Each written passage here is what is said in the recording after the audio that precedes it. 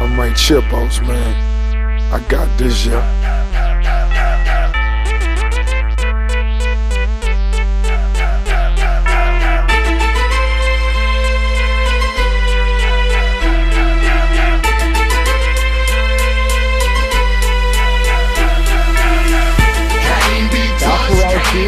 Episode 2 of the UFC Podcast. We got Max Shiner here as your moderator / host.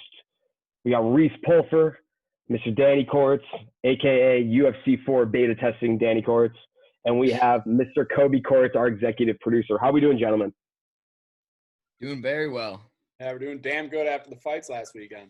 What a great card we had. What a card. What a card. UFC 251, the premiere of Yas Island. Let's go into it a little bit.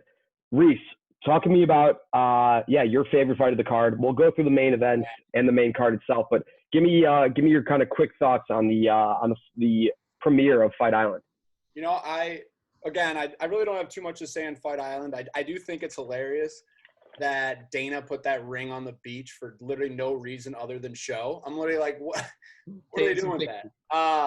But did you see the picture that he took in it with the sunset? I mean, that's why he put it there. It's for the gram. Oh, yeah. It's all show, dude. If they start fighting out there, now you're in business. But that's Dana, master marketer Dana. The whole card top to bottom really was exceptional. For those who did ride the picks, we had a good night. Very good night.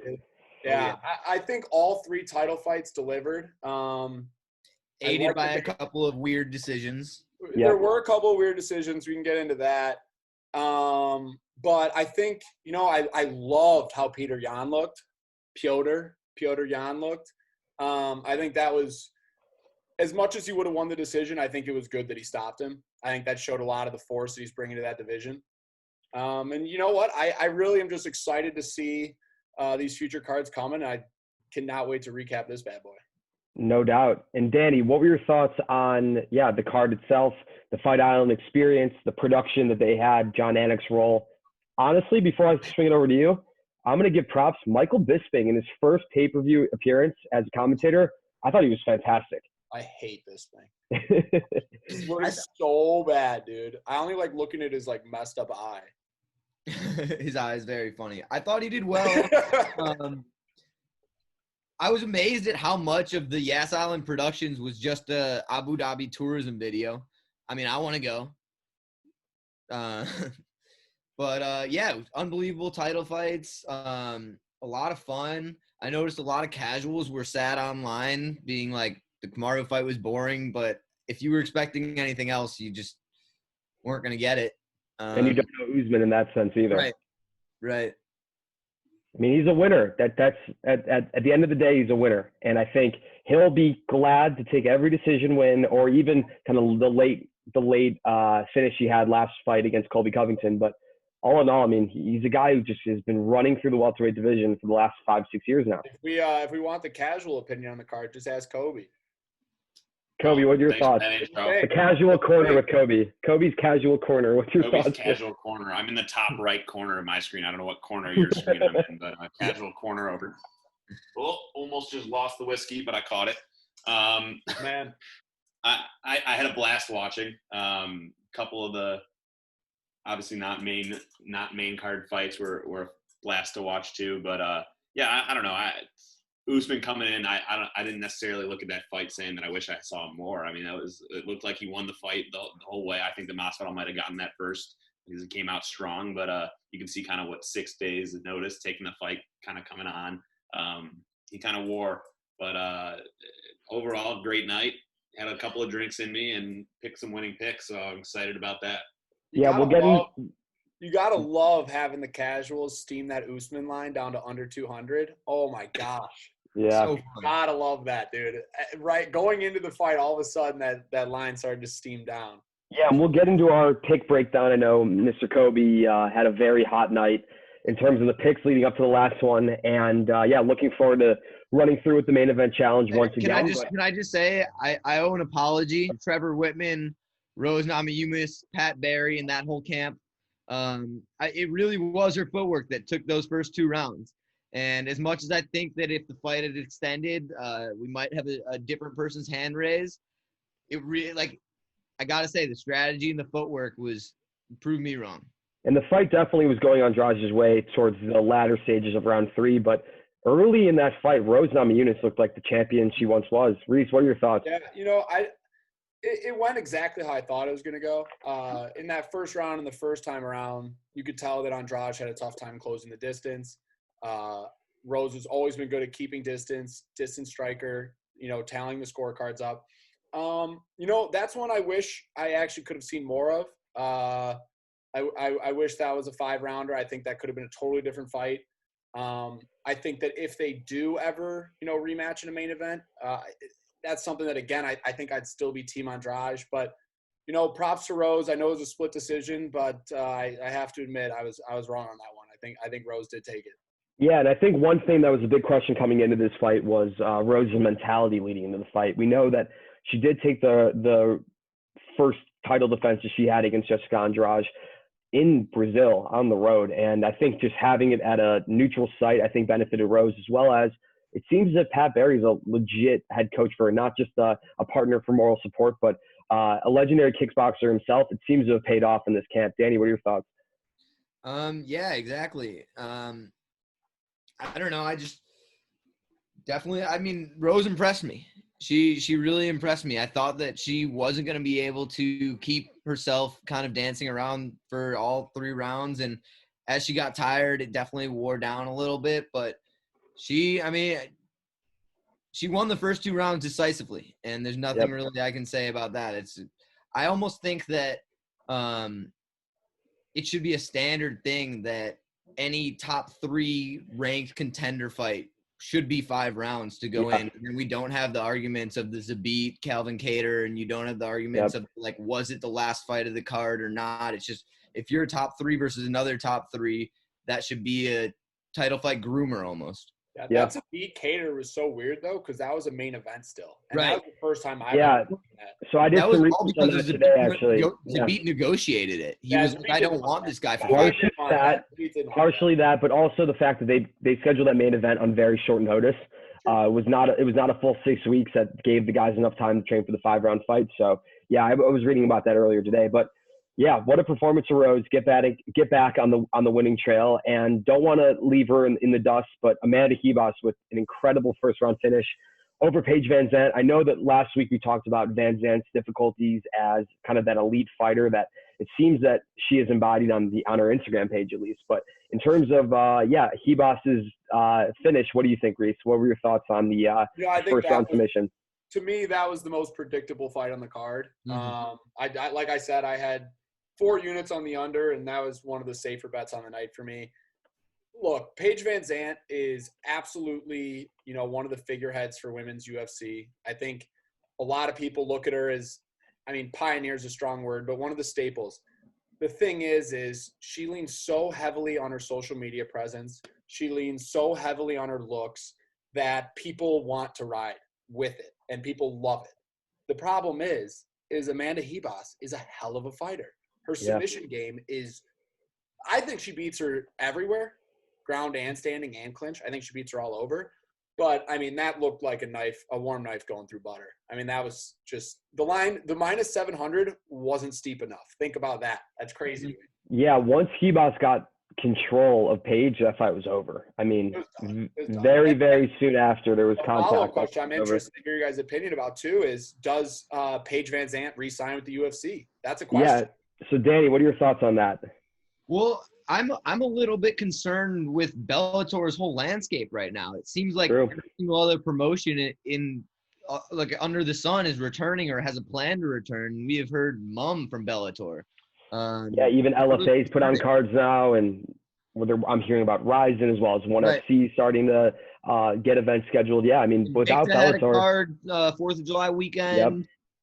Everyone's getting their fighters paid except for Bellator. No, I was just saying, if you're Paige, though, and she's alluded to the fact that she makes more money via social media and Instagram than she ever has in the UFC. And it's kind of like the Conor theory. Why do you want to go in there and get punched in the face? I know they love this sport, but they can still spar, they can still train. So I think she's really going to put the pressure on Dana, and I really don't think he's going to give back. He's looking for talent, and she's not talented, but the rest Go of I the gotta think making money on Instagram is a better, easier way to find some funds than fighting in a ring every couple of weeks.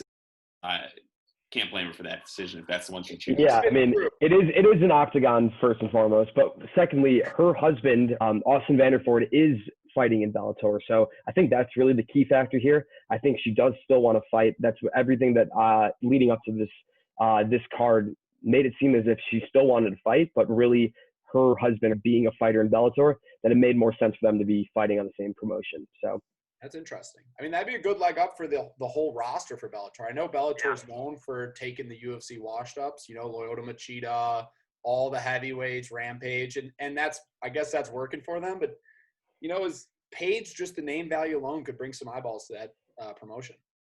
Definitely. So let's get into the title fights. I know that's really kind of where the focus was this past week. With the first one, the vacant bantamweight title, Peter Yan knocking out Jose Aldo in the 5th round. I know we will definitely get into the what could be called a late stoppage in that fight. But Danny, what were your thoughts on Jose Aldo and his return to bantamweight and how he looked against Yan in this fight? As an Aldosexual, I'm sad. It seems like the UFC is very much not so much am I trying to put any blame on them. Aldo has taken and accepted and earned every single fight that he's gotten, but it seems like he's been put up to fail in almost every single bout that he's given. He's always looked good. My biggest concern when he initially made the move to bantamweight was the cut, and the cut's never been the problem. He's always looked good. He's looked great against Marlon. He looks like he somehow has a better chin at 35 than he did at 45, but he's keeps on facing some world beaters, and this Piotr Yan is just the newest world beater in the division. I want the best things for Aldo. I'm kind of hoping he gets a little bit of a money fight, like maybe a Cody Garbrandt next, and that'll be a better matchup for him. And I think he can maybe take that one. But I do think that Marlon and Piotr have just kind of been out of his caliber. Yeah, that's an interesting take as well. I think Aldo did look good. I mean, at least to my eye, he had the leg kicks going. He had that Muay Thai style that he's really known for. But it seemed as if the power and the pace that Yan put on, and in both stances, orthodox and in that southpaw look, he was still more effective in terms of the level of strikes. Reese, what are your thoughts on that? Yeah. I was just saying the thing that really jumped out to me was I was always saying I was under the impression that when Conor landed that left on Aldo, he took his soul with him. I thought he was never going to be the same. After that, you heard talks of retirement. He always seemed like he didn't really want to be there, and he always talked about just riding out his contract. He got smoked by Holloway a couple times there, and I really thought that was the end of Aldo. Now, I personally scored the Moraes fight for Aldo. I thought he got robbed. I think as many did. I think the UFC giving him this title bout was the admission of that, and they go, you know what? You're a legend. We think you put on a performance. As much as I love Aldo and I love his legacy, I don't think he's outclassed right now. I think Yan put on a good performance. I think at 145, you look at Holloway, you look at Volkanovski. Those are both world-class guys, and Aldo's on that come down. But would I consider Aldo? I think Aldo's top 3, top 5 in both divisions. And I think as long as he wants to stay and he wants to keep fighting, which I feel like I see out of him, I think there's still a lot of good stuff to see out of Aldo. The guy's only 33 years old right now, too. I mean, he's had all the title fight experience of any UFC fighter, but at 33, he still got his legs under him. And I think one thing that was interesting to see was that Peter Yan did definitely take some damage in this fight as well. It was not as if it was a complete one-way street in terms of the damage laid. But yeah, I mean, I think Aldo definitely stood his ground, and looking forward to seeing him, whether that be a 135 or 45. Danny, it looks like you have something to say. What do you got? Yeah, in my opinion, of the 3 title fights, this one was by far the most fun. I mean, Aldo definitely looked like he was in there. Piotr kind of had his number, I guess. Yeah. And Kobe, do you have any thoughts on that as well? Until you just said it, I had no idea that Aldo was only 33. I feel like that's a pretty young number for the guy that looks like that. he can certainly take a beating. I know that's no new news, and being only 33 there, that he's got some legs left in him. I also loved. I don't know if y'all saw. I'm sure you did, but did you see what Cejudo texted or tweeted out after the fight? He said, "Congrats at Peter Yan with kissies, but you absolutely suck. You'd be lucky to make it past 2 rounds with Triple C. You ugly potato. #rent-a-champ." The Wow. other thing about Aldo's King of legacy cringe is back.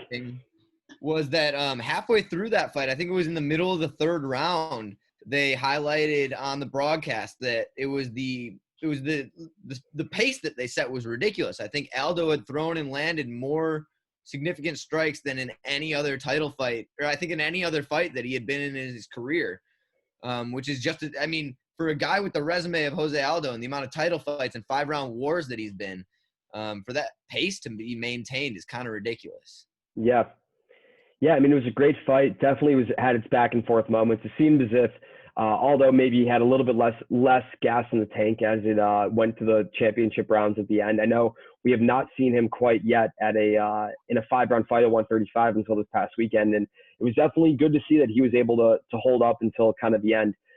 Reese, what were your thoughts on the stoppage? I know it seemed as if Jan hit about 30 to 40 unmatched strikes. And Aldo was pretty much covering up for life at the end. What were your thoughts on the stoppage there? You know, I think the hardest job in all of sports is being a UFC ref or MMA ref. Yep. If you call it a second late, you're in trouble. If you call it a second early, you're in trouble. And I, as barbaric as this is, tend to lead on letting them go out on their shield and trying to allow them. Even we talked about that Pat Barry when he gave him that comeback to Shek Congo. I mean, these guys train so hard and give so much effort.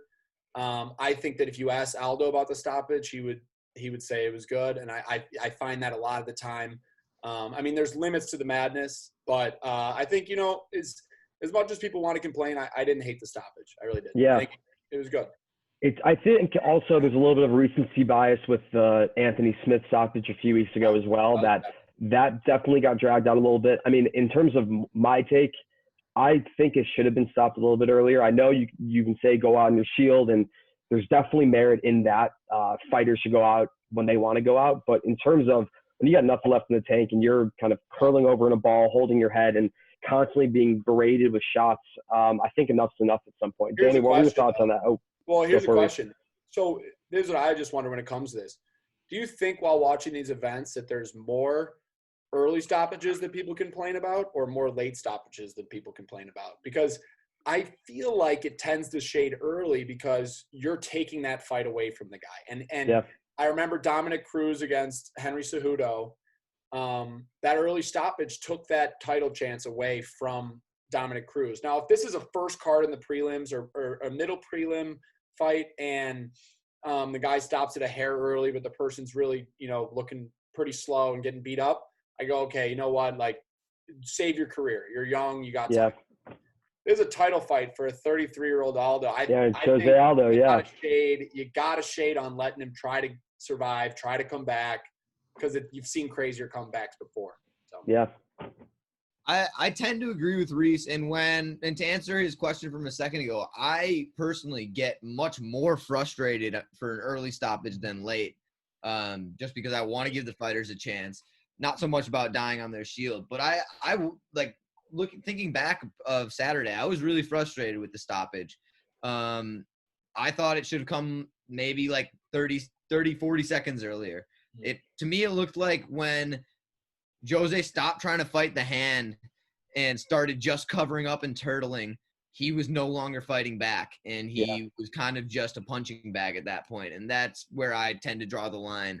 But I also do tend to agree with Reese where I mean, thinking back of the Kudalaba and Ankalaev fight, which was on the prelims to the Devison Figueiredo Joe Beef fight, the first one, that was like a 7-second stoppage that both men were on their feet, and it's taken a random prelim and made it like perennial. They booked it 3 more times. Now they booked it on 250. It got canceled. Now it's booked on 252, and they're both main card fights. And like, to me, somehow this premature stoppage and like question marks surrounding the bout have given so much more attention to it and like kind of highlighted it Guys, as a featured bout. do you guys remember that Gavin Tucker fight way back in the day? I can't remember who it was against, but he got absolutely annihilated for three rounds, just brutally annihilated. And it was, in my opinion, the worst no stoppage or super late stoppage I've seen in a long, long time. And Gavin Tucker was saying he was thanking the ref because, I mean, we haven't seen him in the UFC since, but for allowing him the opportunity to continue to fight. Because when they sign up, they go in there, and that's not for everybody. And I think that, you know, preserving your career and taking as little damage as possible is key. It's just tough because it's a title chance. You really got to let Aldo try to, you know, do what he can. But that it's a little bit barbaric, I know. I'm a purist, and I really want I just remember in Pride days when they wore wrestling shoes and would kick their heads when they were on the ground. So, like, it's got a lot safer. It's just a title fight. You know, you would like to see Aldo fight, but I think the stoppage was, you know, could have been a little earlier, but I had no complaints. You want to go back to the days where Boston Salmon could be a title caliber. Well, if you haven't seen that yet, there was a pretty crazy, I believe, DQ in Ryzen, if I'm not mistaken, in LFA. Thank you, Danny. Involving Boston Salmon, a Dana White Contender Series vet. But in terms of the evolution of the sport and the kind of standardization and legitimizing factor within the sport, moving on to the other title fight that we had with Holloway and Volkanovski, I know there's been a lot of backlash in the media. I know myself as well. I had Holloway in that fight 3-2. I think the two knockdowns early in the fight should have held more merit as we move forward. But Alexander Volkanovski retaining the belt against Holloway. Danny, I'm curious your thoughts on the fight, as well as what are your thoughts about a potential trilogy fight, albeit Volkanovski up 2-0 in the series? As you guys all know, I was on Volkanovski. I think you guys were all on Volkanovski. No, so everyone was on Volkanovski except me. I had Holloway by decision, actually, on that. In that respect, I mean, I was relieved because I won money when the decision happened, but I was shocked. And I think that everyone in the room with me, whether it was just my roommate or girlfriend, they were shocked as casuals. They saw Holloway winning that fight pretty obviously. And the early drops definitely helped. I did rewatch that fight, or not the whole fight, just the third round this morning. And I have to say, my opinion changed a little bit. The third was a little bit closer than I thought. And I thought that the fourth and fifth, Volk kind of not so clear, not so much as Max did in the first two, but I thought that Volk pretty differentiated himself in the fourth and fifth. And then rewatching the third kind of changed my whole opinion. I didn't really see it so much as a robbery anymore, just kind of a swayed decision. The early scorecards earlier in the night kind of have swayed my opinion the night of. But I don't know. I thought it was a very close fight. I thought that Volk looked skinny walking into the octagon. A little bit. He definitely must have had a tougher camp or a tougher cut. I'm happy that Holloway is still in his prime and still the boxer that I love watching and that I'm going to continue to love watching. That being said, I don't have a ton of interest in a trilogy. I think that this division is too stacked. I think that clogging it up is a mistake. I think you give Max the winner of like a Yair's a beat match. One thing that I think could be really fun that I know I texted you guys about that will never happen is if Holloway goes and gets his money fight with the rematch with McGregor. A big red panty night for the Hawaiian. Maybe give Rush a new set of Air Jordans. It does the division no favors to book a trilogy. Yeah, so Danny, thank you for the monologue there. I really appreciate the level of depth you went into there. So I appreciate the take on that. Definitely a close fight. I know there is some talk right now about the scoring system within MMA as well. The fact that around like rounds 1 or 2 for Holloway with a knockdown in each were worth the same as a pretty close round in round 3, as well as rounds 4 and 5, where Volkanovski definitely set the tone. But was not landing those damaging shots that we're seeing kind of early on. Reese, I'm curious about your take on the fight, your thoughts on the potential trilogy, as well as, where does Max Holloway go from here? It's a great question. Yeah, so I know I'm on the definitely not the majority here. I actually think Volk got that fight. It's very, very, very close. I also am with Danny. I had money on Volk, so the bias is definitely there. The thing with me and title fights is I hate seeing a title get relinquished on a fight that is almost a draw. I think that if it's very, very close, and I know you need to score it by round, Max definitely got the first two. But if you're looking at yourself and you're looking at one another and you're like, who the heck won that fight? I always tend to like when it goes towards the champion. Well, John Jones taught us at 247 that rounds 4 and 5 count double. John Jones has taught us multiple times. But the thing that's crazy is, you got a guy like Volkanovski, 22-1. You got a guy like Holloway who reigned the division for a long time, 1-3 in his last, or 1-2 in his. No, 1-3 in his last 4. 1-3 in his last 4, yeah. Yeah, and Volk twice. 1-3 in his last 4. I think Holloway doesn't look like he slowed at all. I think Volkanovski's a really bad stylistic matchup for him. I think he does good against a lot of those top featherweight guys. But all in all, as an MMA fan, I was really happy it went for Volk. I love Max. I've always loved Max. I've loved the rise. I like both guys a lot, to be honest, too. I think Volk's a great champ I love as well. both guys. But I just think, it's Volk's time right now. And I'm glad that if it's that close, I'm glad they let the challenger continue to reign. Yeah, and as we hand it over to Kobe here, Kobe, in terms of the economics of the UFC, I know we talked about last week how kind of my take that Mick Maynard and Sean Shelby's jobs are really economist jobs. They're not only there to put on competitive fights, but also put on fights that generate pay-per-view buys or just monetary inflow to the company as well.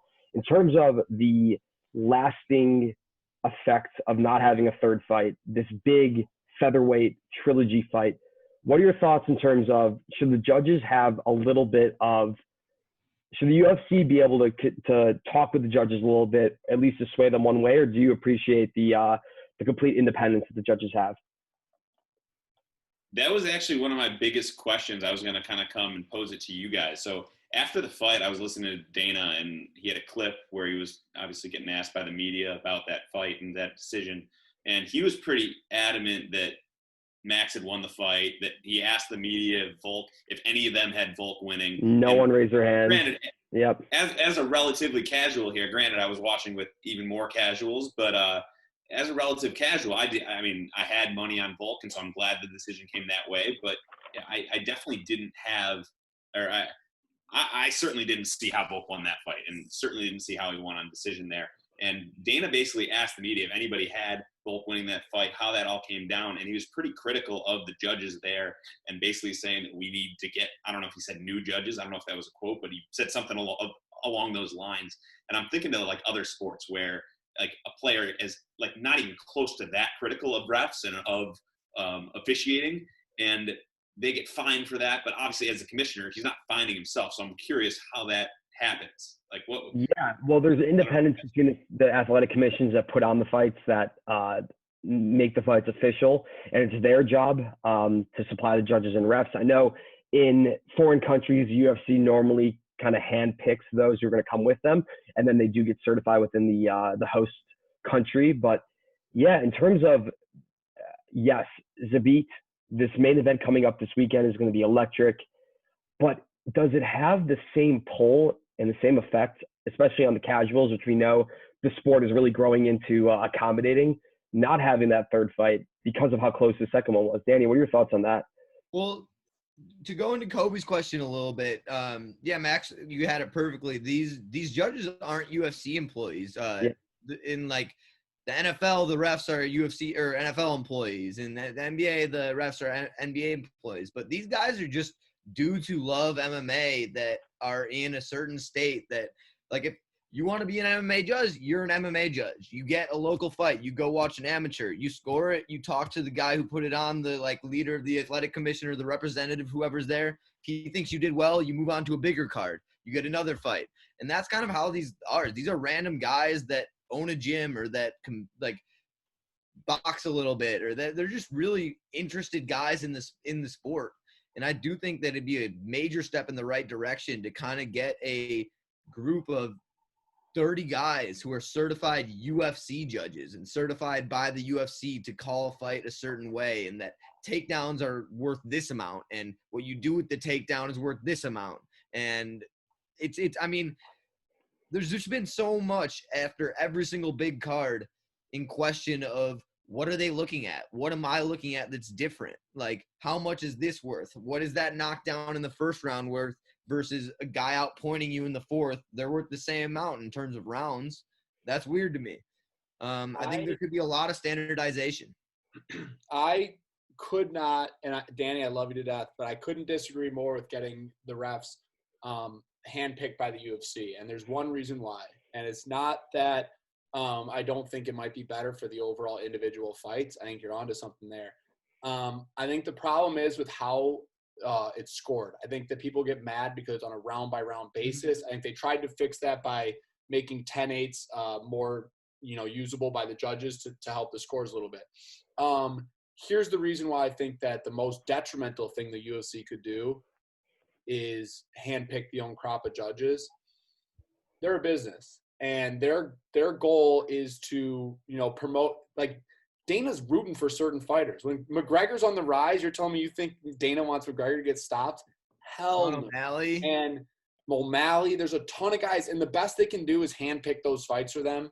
Give them the, Mick Maynard can give him all the guys that he wants. But if you're starting to handpick judges, I think that's when the judging can become biased. That's when the judging can become controlled. And I think that, are there bad decisions times? Absolutely.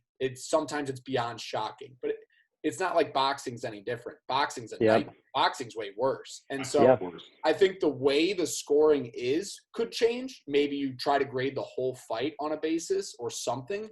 There's definitely things that can be discussed, but I think keeping the refs independent is so important for the UFC, because you'll start seeing guys get handpicked to win fights, and they know that if they go to decision, they'll edge out because for whatever reason, they're better for marketing or they're better for business. And I can definitely see that. I just also think that I definitely see that.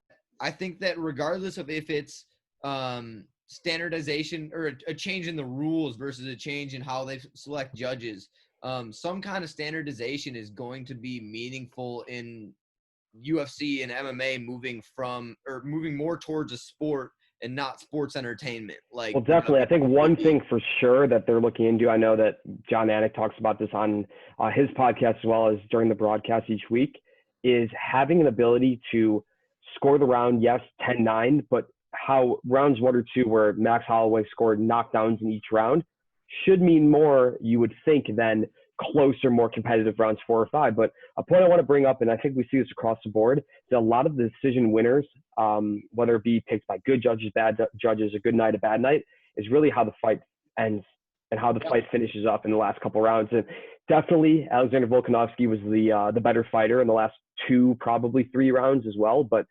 there's a point to be heard regarding the knockdowns, especially early in the fight. I think those should have a little bit more merit. Reese, what are your thoughts on that? It's just tough because I think that you need to grade the fight as a whole, and the way the judges are supposed to grade it is by round. So they don't go at the end of the rounds and go, those last 2 Volk really dominated, I'm going to go ahead and change the third. They do it by round. They're going along with it. And I think that there definitely needs to be changes in the system. And I know a lot of guys in the sport and around the sport, like Joe Rogan, vocalizes this a lot. Yep. It's something that needs to be addressed. I think the most dangerous thing that could happen for this sport is the UFC, having their hands in that independent party, just because you really want to see as independent of judging as you can.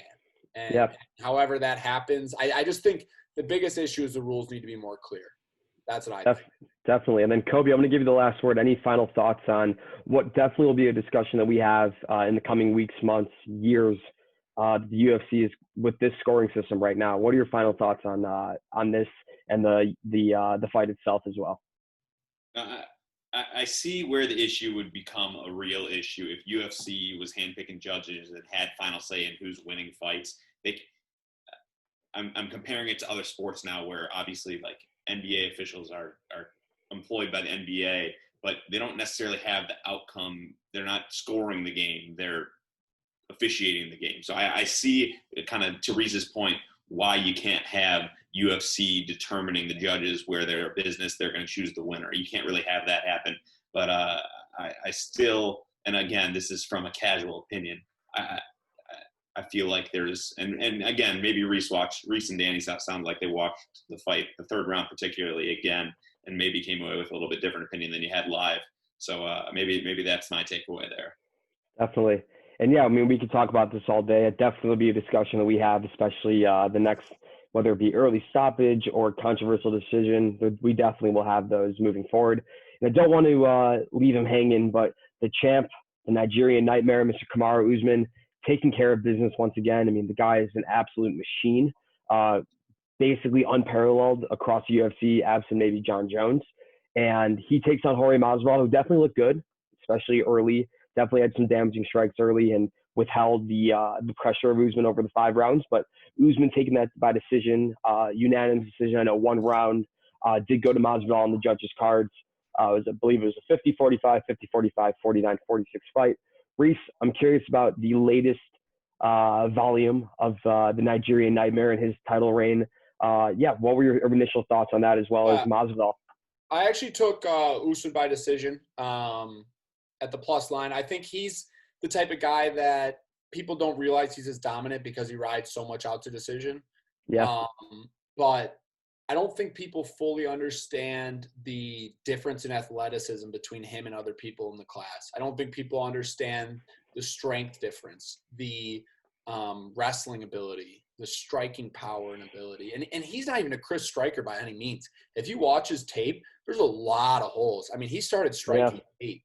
He really did. It's just he's got so much raw power and so much to fall back on that when a guy's hitting with the low kicks, when he's always feinting takedowns, you're like, okay, you can't sit there and time his striking as well because he's a threat everywhere. And I think that people tend to like the guys who have those flash KOs, the guys who make a big scene like the Francis Ngannous. Everyone, even the casuals, are like, that guy's the future heavyweight champ. Not as much talk about Kamaru Usman. And when I saw a lot of people who tune in every once in a while riding Masvidal, I mean, has Masvidal made a lot of noise last year? Absolutely. Fighter of the year, in my opinion. But when you look at them at just a pure raw basis, the caliber of fighter that Usman is in comparison to Masvidal is really unmatched. And I saw that. That was pretty predictable. Yeah, and we're only a few fights away from Kamaru Usman being put on a pretty high pedestal with other welterweight legends of the sport, our GSPs of the sport. But Danny, I'm curious your thoughts. What were your thoughts on Masvidal and his look in his first title fight ever, albeit a long career he's had thus far? I just wanted, it was interesting that Kamaru did tie GSP's total wins at welterweight with this bout. But George really did impress me. Taking it on 6 days' notice. I know he'd been training with great wrestlers for a while, but I expected, as one-sided as it was, I expected it to be even more one-sided. George came out there and won the first round on some judges' scorecards, and very much was holding his own and didn't seem to overly gas as much as he did gas. But you would expect him to gas on 6 days. I thought he really impressed me. One other interesting thing I thought was with the whole renegotiation for George, he ended up only walking away with $350K, and which is 150 less than Kamaru had got to show up, which isn't it. Like, it's just when you look at the talk leading up to this entire fight and the I sell, you fight kind of back and forth, it's interesting to note that even with the kind of the Kawas and Jorge having the UFC by the balls, they still can't make real champ money. So here's a point to that, Danny, and thank you for the disclosing the fighter pay there. One piece of that's definitely absent as part of that pay package that you're seeing is the pay-per-view buys. And with no doubt about it, Jorge Masvidal is getting a larger piece of the pie of that pay-per-view money. I would be very, very surprised to hear that he made less on this fight than Kamaru did. I think, as we've seen with the Nate Diaz BMF title and that card and how well that sold, as well as the 1.3 million pay-per-view buys that this card had as well. I really think Masvidal probably ended up the wealthier fighter in the end, but I appreciate that as well. Can't be touched, can't be stopped, can't be moved, can't be rocked, can't be shook. We hot. When will you niggas learn? Came to get crunk. Excited to get going into the first UFC Fight Night of Fight Island. A great card headlining by a featherweight bout that we're all very excited to see. Calvin Kattar taking on Dan Ige in the main event. Also, a lot of other fights to break down to the main card. But first, I know it's our second episode. The guys and I talked, and we started working through some sponsorships. So the first sponsor we have on deck, we got Zyn, 3 milligram cinnamon. It's dipped, but it's not. Reese, who's your sponsor of the week? My sponsor is the good old-fashioned Bullet Bourbon. When your picks miss and you need a bullet to the dome, choose this. Choose a nice bourbon. Danny Koritz. My sponsor of the week is Rawlings. If you're not sure what to put into your biking gloves during your weigh-in while you stare at Khabib and kick his belt off the stage, Rawlings Baseball. By the way, Beck Rawlings OnlyFans, not that bad. Kobe, your sponsor of the week. Yeah. I missed the memo on the show and tell part of the sponsorship, but sponsored by Yas Links, Troon Abu Dhabi. I want to give a weekly shout out. One of our boys, mutual friend of all of ours, hit a hole-in-one this week, first of his career, and that'd be Alec Greenberg. And congrats to you, buddy, on a hole-in-one. That's a life goal of not only mine, but I think everyone else on the podcast. And and that's one more than Kobe and I thus far. Awesome. Yes, Danny, go for it. Before we get into the card, just in other MMA and combat sports news, I know we had a big Submission Underground event last night, hosted by the bad man himself, Chael Sonnen. A couple notes from it. Just being excited about Bryce Mitchell's addition to the promotion's roster for Submission Underground 17 coming up August 30th. Wow. Not to mention we had in the co-main event, Richie Martinez, Kevin Casey, a little bit of old school, new school jiu-jitsu, 10th Planet versus Gracie Barra. In the end, we had Kevin Casey dominating the opening rounds, but Richie Martinez of 10th Planet and Eddie Bravo black belt pulling out the armbar submission in the second round of overtime. But the big story of the night was previously undefeated Craig Jones of the Danaher Death Squad, the Leglock King, defeated by Mason Fowler, a former teammate of his, by verbal tap that I think the ref was the only one. Verbal tap. We love that. In the entire thing that heard the verbal tap, because there was no tap at all on the neck crank. And Craig Jones lost his belt, but there will be a rematch. Mason Fowler confirmed it on his Instagram, and we should be excited for Submission Underground 17. And we look forward to future Grappling Guru segments over there by Mr. Danny Koritz, our resident Submission Underground ADCC experts.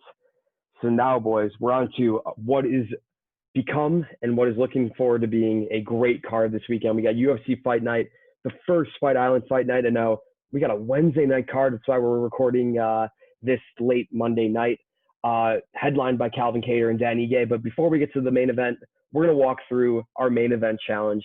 So after 1 week of the main event challenge, Mr. Producer Kobe Koritz, please give us the results and our current standings thus far. Yeah. 2 points for the victor of each fight and 1 additional point if you get the correct form of victory there. And what does that lead to a possible point total? 5 fights on the main card. There was a possible 15 points. Yes. That'd be 3 per fight, 2 plus an additional 1 per 5 fights.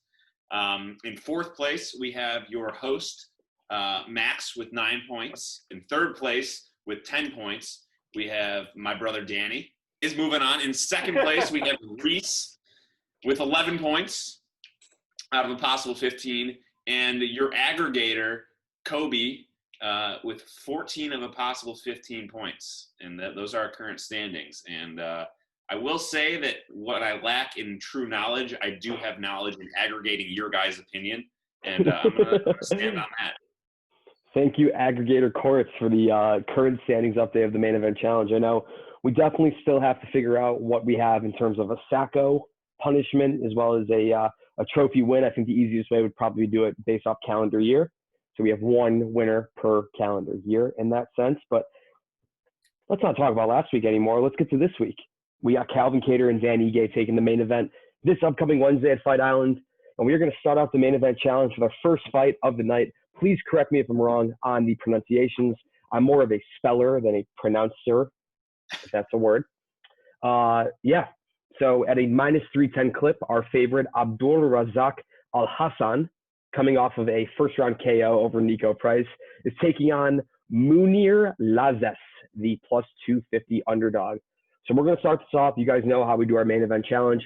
We do a rotation. Kobe anchors as the aggregator. And we're going to start, Reese, with your pick for the Al Hassan Lazes fight. Who you got? Yeah, I'll take Abdul Razak Al Hassan by murder. We'll do that in, let's go second round. Second round by KO? Murder's fine, but TKO Murder. KO also works. I'm And then glad to see a little flack about Abdul. by strikes works as well. By strikes works as well. No, that Dan, doesn't work. who you got in KO TKO. Abdul Razak Al Hassan. KO, TKO, DQ, if we're talking Bovada speak here. Danny Courts, who you got in the Al Hassan Lazes fight? I'm also on Abdul Razak Al Hassan by TKO. It's gonna happen early. Maybe the first time that Munier gets touched. I think that Razak out of Fortis MMA in Dallas is as big of a stud with the hands as you can find. He put Nico Price out quick. I don't think that fight lasted even 20 seconds. He is just, I think, 2 or 3 months off of being found not guilty from a double sexual assault allegation. And we are wishing Abdul Razak Al Hassan the best in his upcoming bout. Yes, thank you, Danny, for the litigation update as well. Yeah, in terms of my pick, I'm going with Al Hassan as well, Mr. Judo Thunder. I think this guy is just one of the most elite strikers, at least in terms of a highlight reel KO type finisher that we have on the roster. And I'm looking forward to him knocking out Mr. Lazes, who comes in his UFC debut only about 4 months off of his last fight in Probellum MMA. I think, Danny, next week, I want to get a little take on your take on the Probellum promotion, but I'm going with Al Hassan as well by KO. Kobe, who you got? The aggregator. Yeah, the aggregator strikes again. I'm going to stick with y'all's pick on Razak Al Hassan.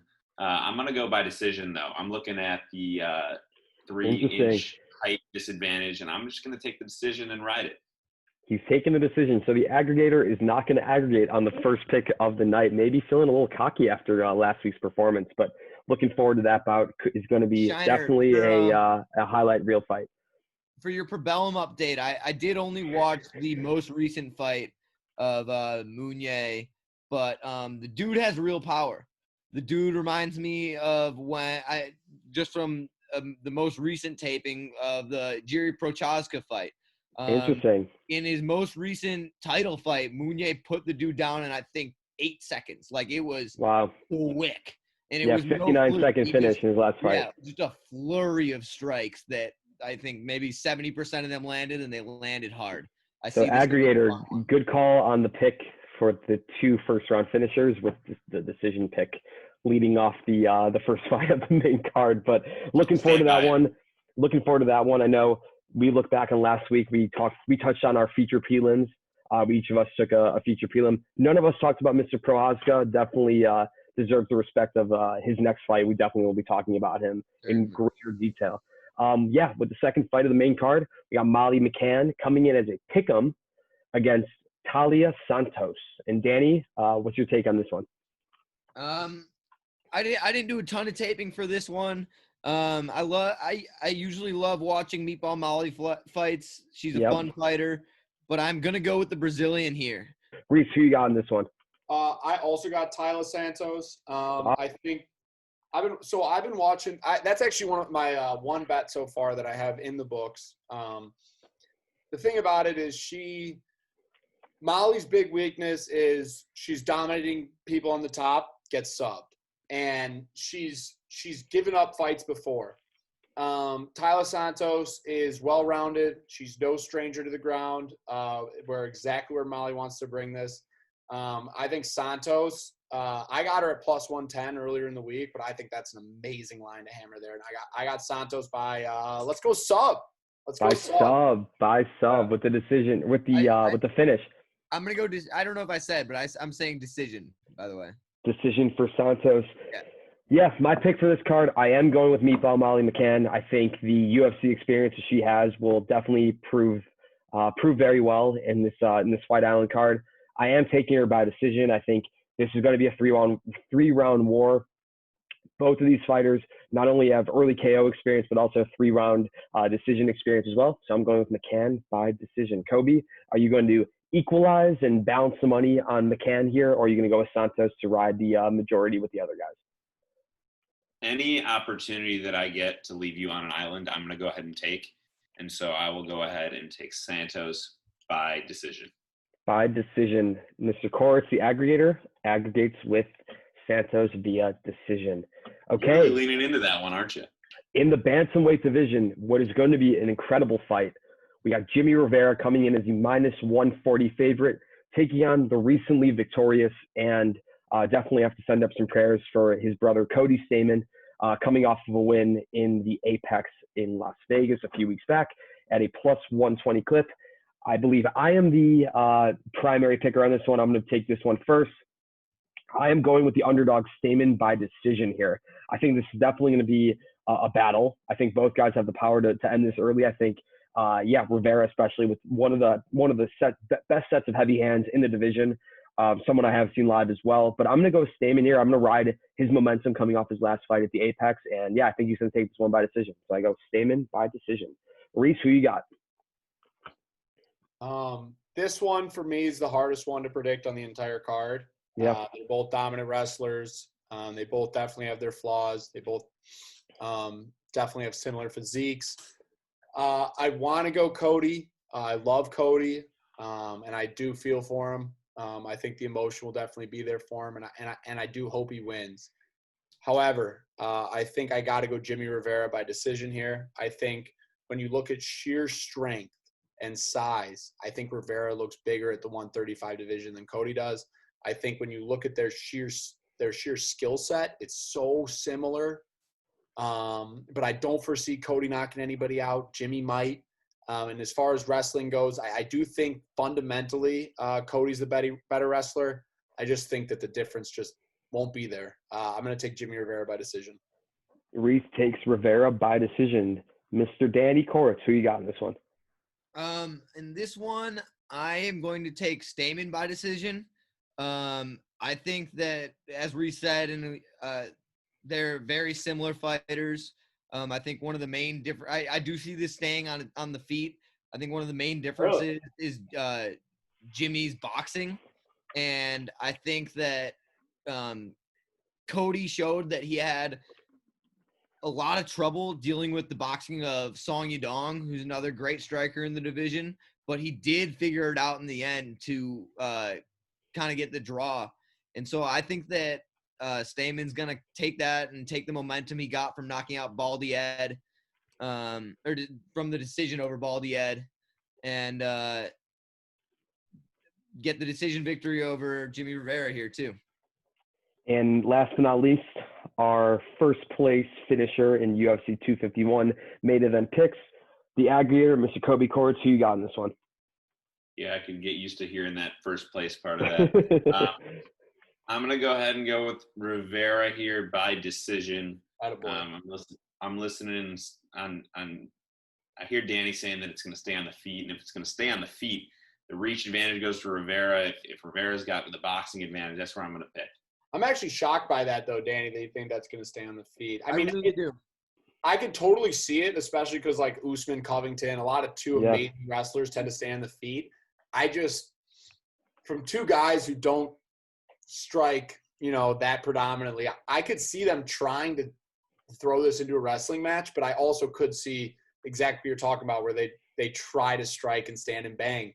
But And I when you think the first said that, versatility of Damon I was with taken back. with his kicks Well, and we're stuff. also, at least I'm curious to see how guys who have fought already, especially at a different venue as well Yeah. in this post quarantine life, I bet guys that who've been able helps. to figure it out. I think Roosevelt Roberts comes to mind as someone who hasn't been able to get both, but a guy like Gilbert Burns and how quick he was able to pull momentum together, especially riding the emotional loss of losing a family member that Cody had a few weeks back.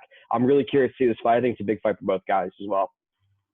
Moderator, let Danny take this one. I want to take the main event first. Okay. I've been So geared up for the main event.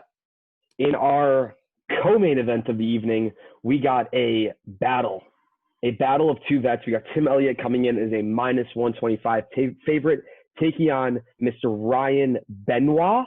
Am I saying that right? Benoit, very good. Very Benoit, some Quebecois, as they would say, the +105 underdog. Danny, who you got in this battle, this co-main event battle of flyweights? So I mean, it's your classic striker versus grappler. You've got Tim Elliott, who can't really do a lot on his feet, as you saw with the Royval, Askarov, and Figueiredo results, versus Benoit, who's got a lot of power and got a lot of skill on the feet. I'm going to go with Benoit here. I don't see Tim Elliott being able to take this fight to where he wants, and I see him having a lot of trouble because of that.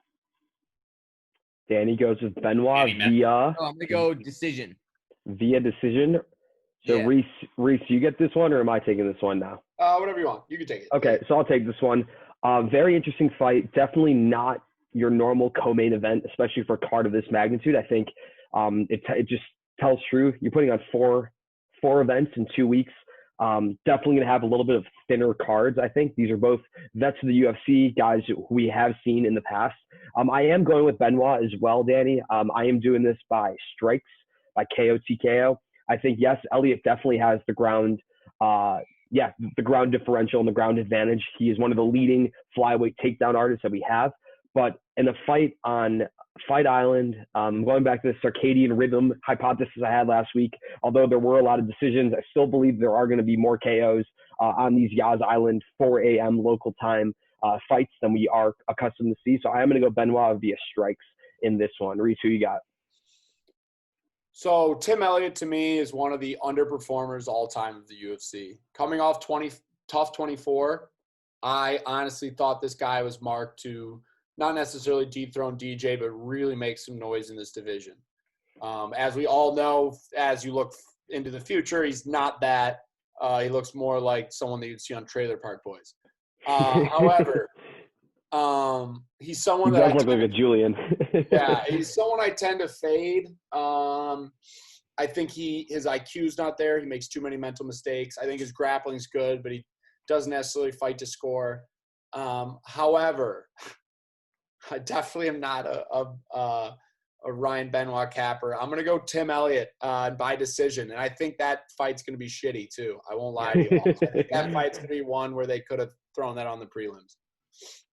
Yes, And then with the card, yeah. I'm surprised it's the co-main. Dude, I really hate shocks this me. fight. Especially with the Rivera Stamen fight. Those are both names, and they're both stalwarts of the fight under division. it, I'm more excited to see. Every fight under And yeah. well, the headliner of the prelims, the Khamzat Chimaev, I'll get into it after we go through all of our picks, but I mean, that's a future star in this. Oh, there's a lot. Chris Fishgold, Jared Gordon. There's a lot. Yeah, and we're gonna get it. We'll get into those when we feature our prelims of the week as well. Overall, I'm forced. My hand's forced into taking Tim Elliott here, but God, do I hate this fight.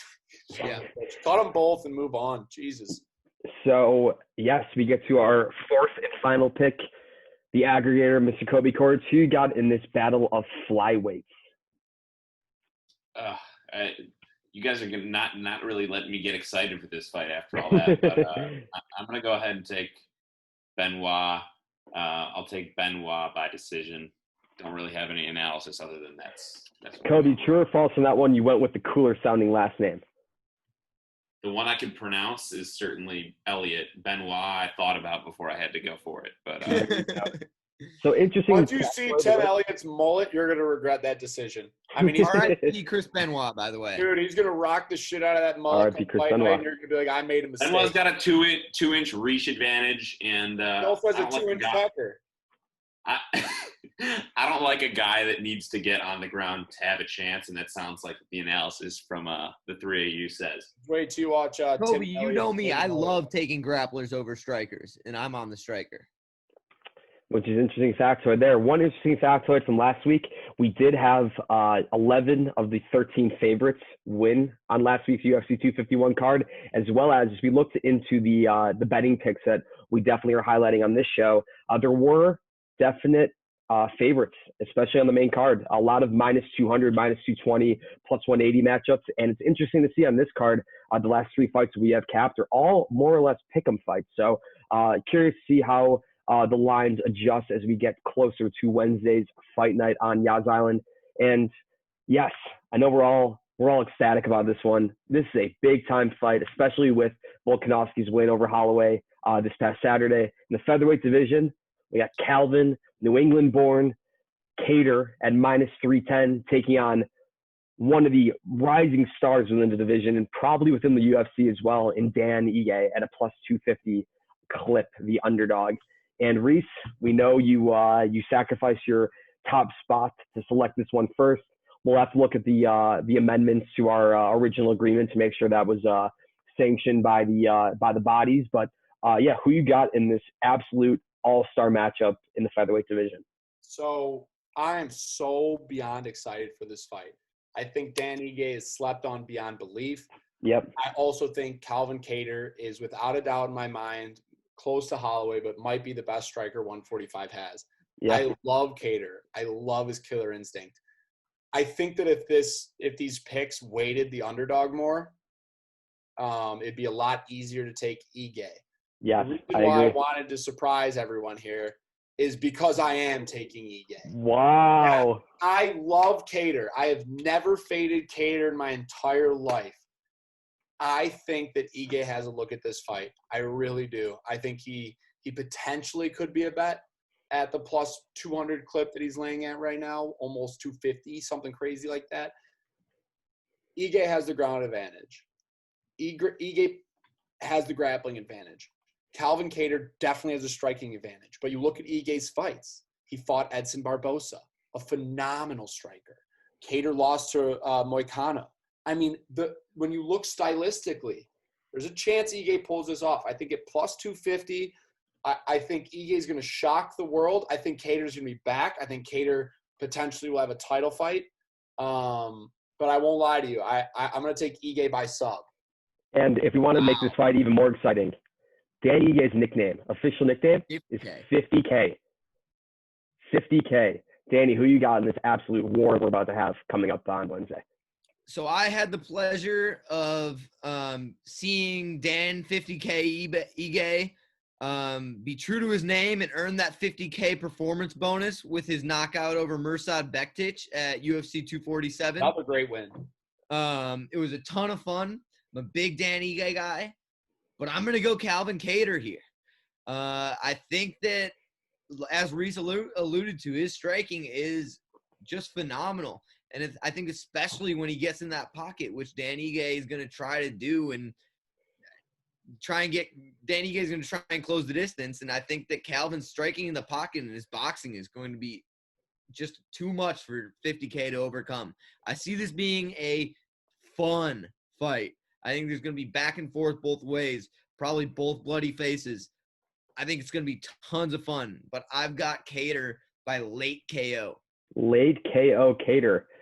Interesting, Danny. As I make my pick here, this is going to be one of the best striking matchups we're going to have maybe all year. I mean, this is an absolute matchmaker's light. What a great job that Mick and Sean did to put this fight together.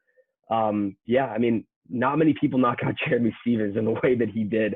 Calvin Cater is arguably the best striker in the division right now. I mean, Reese, yeah, as we saw Max Holloway, yes, he's got the volume, and yes, he's as technical as it comes, but Calvin Cater's got that knockout power that we have not seen in the featherweight division since arguably Conor. And yeah, I'm incredibly excited for this matchup as well. I am going Cater, and Danny, I'm right with you on this. I got late finish in this one by Cater via strikes. I think this is going to be an absolute war, kickboxing war. There's going to be blood all over the place, and I cannot wait to be a spectator of this one. I got Cater, and I'm going to even go on a limb and say in the fourth round, he will knock Danny Ige 50K out and probably win the 50K himself, Mr. Cater. So last but not least, I may have to say it again, in our first place thus far, Kobe Courts, who you got in the main event of the evening? Yeah, I'm not going to muddy the waters of y'all's analysis, but I'm going to go Cater by decision. Looking forward to this fight, especially compared to the lack of hype that y'all had on the co-main. I'm excited for this one. Yeah, this has potential to be a fight of the year candidate. I mean, we just saw Josh Emmett and Shane Burgos go at it. This is a very similar fight and arguably even a higher skilled fight, especially on the feet as well. What a card we got coming up on Wednesday. I'm pumped. Y'all are pumped. Pumped for this main event. It's going to be a blast. And we just got more coming. We got Saturday. We got next Wednesday. We're going to keep it coming from Yas Island. But before we go, as we did last week, we're going to highlight one prelim that we are most excited about. I'm going to bend the rules here, and I'm going to go first. And I'm going to take this Jared Gordon, Chris Fishgold fight. This is going to be an absolute war as well. I don't know if you guys know this, but Jared Gordon's entire team did test positive, and valiantly, Paul Felder, who was called upon to actually commentate this entire card, this entire night, he is actually stepping in as primary coach for Mr. Gordon. I think this will be an absolute battle. I do like Jared Gordon this one. I think Chris Fishgold is a lot to handle, but it's going to be a great fight as well. Looking forward to it. Reese, who you got is your featured Oh, Danny. Flash Gordon and Felder train together at Rufus Sport. So it's not so much of a favor as he's doing as he may be the only lifeline that Flash Gordon has over on Yas Island. Yeah. Interesting factoid there as well. Reese, who you got is your favorite prelim or your feature prelim of the night? So mine also was actually that Jared Gordon, Chris Fishgold. I think Fishgold's a great bet at the dog there. He's a lethal fighter. I'll switch it up, though, because you threw me a little curveball, and I want everyone to really know. I think Ricardo Ramos minus 155 is a steal of a line there. A lot of value there. So well-rounded. I didn't get as much time to tape Murphy as I would have liked, but I know a little bit about him. And I think Ramos definitely some value, 155, and I really wish Shiner didn't snake me on that pick there, but I'll go Ramos on the fly. Ramos on the fly by Reese. And last but not least, Danny, who you got as your featured prelim of the night? So for my featured prelim, this comes from a deep place in my heart. As some of you know, I have a list of fighters across all combat sports that I just love watching fight, that are the most fun guys I can think of. Some testaments on the list. It's Izzy, it's Craig Jones, McGregor's on that list, Cyril Gahn, Sean O'Malley for a while. It's the guys I really, really put a hard look at when they're up and coming guys. And the only guy on the list besides AJ Agazarm who has made their name on the list without debuting yet is Khamzat Chimaev.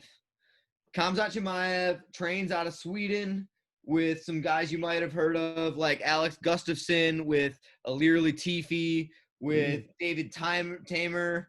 The dude is Khabib reincarnate.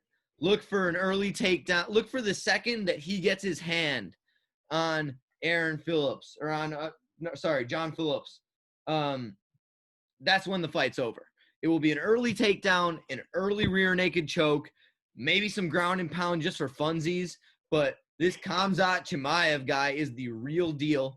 He's undefeated as a professional mixed martial artist. He's making his UFC debut this Wednesday, and it will be a fun one. So, Danny, as we recap our picks to click, our one betting pick of the night is Mr. Chimaev, your pick to click of the night. He is my pick to click and by sub. By sub. So take that by sub. By rear Any naked prop choke, bettors? you can find a line that's going to give you by method of sub, rear naked choke round 1. Yes, that's a great pick. Love the knowledge of the Swedish MMA scene as well.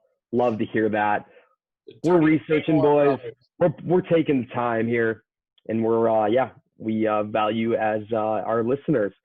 And Mr. Koritz, Mr. Kobe Koritz, our executive producer, we don't labor him with the idea of having to research all the prelims to find his feature. So what we do is we actually give him the pronunciation of the week. And I think this is a pretty easy one for us to do here. There is a battle of 2 UFC newcomers in the third to last prelim of the night. And I'm going to take a stab at it first. We got Modestas Bukauskas taking on Andreas Michalidas. And Kobe, we're excited to hear your pronunciations of the week.